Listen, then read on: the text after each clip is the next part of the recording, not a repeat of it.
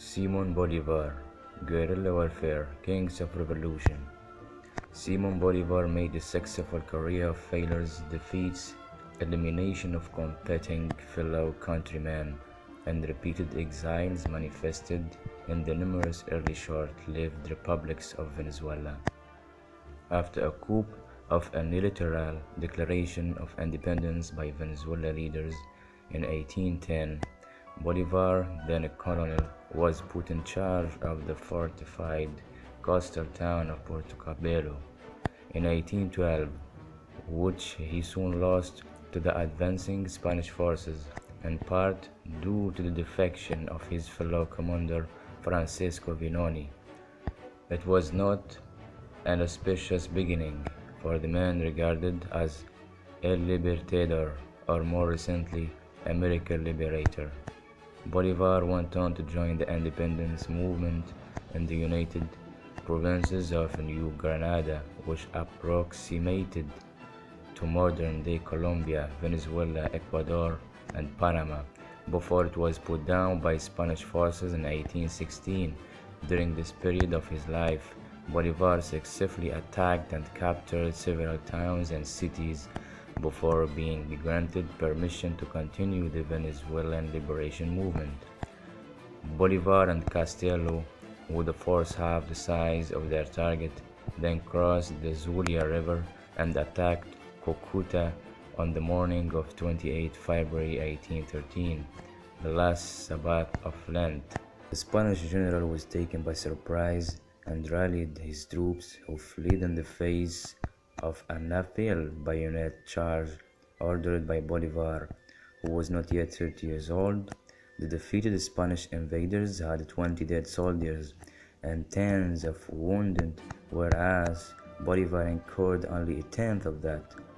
His small but victorious army was rewarded with supplies, munitions, and Bolivar promoted to general by a grateful Colombian government in waiting. The following June, in the western state of Trujillo, an empowered Bolivar famously issued a decree of war to the death, whereby Venezuela guerrillas were absolved of all acts of violence, murder, or atrocities against Spanish citizens in Venezuela. This was when the son of an upper-class family, conservative in his views, became not only a guerrilla in the true meaning, but a ruthless leader who prepared his followers to make the ultimate sacrifice for their cause and instill widespread fear in the enemy. One possibly unforeseen significance of the decree lay in its adoption by future generations of rebels, spinning Bolivar's messages so that violence and extrajudicial killings were a necessary part of any liberation movement, and by extension, a particular political ideology. Some guerrilla movements would utilize this as a manifesto of operation in their political struggles by applying the sentence to their own countrymen. Writ large, the FARC insurgency since 1964, but now apparently ended after many decades. This concept has even extended to Venezuela of Bolivar's birth, where it is the government, not guerrillas, who are applying this maxim against political opponents and even people in the street. Guerrilla leaders too often follow the writings and history of Bolivar without separating wit from the chaff, the excess of robotic adherence. After Trujillo, Bolivar continued marching east at speed towards to the capital city of Caracas as part of what became known as the Admirable Campaign, with little resistance from pro-Spanish forces. Guerrilla forces have to be sensitized to this way of conflict, allowing them to take advantage of the smallest gain, riding on the back of recent victories.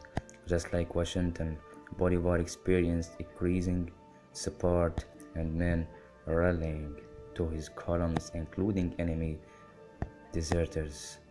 A second and perhaps more important reason is that the inevitable poorly supplied guerrilla army with limited Logistical support must make haste while supplies and most necessary indigenous support is at a high at all times in the caravan to Caracas. Bolivar was aware of threats of large pro-Spanish forces in neighboring provinces but kept his eye on the prize. Bolivar made his final advance on Caracas, a city in confusion, as government officials fled with no significant military defenses available to arrive at an open city on 6 August 1813.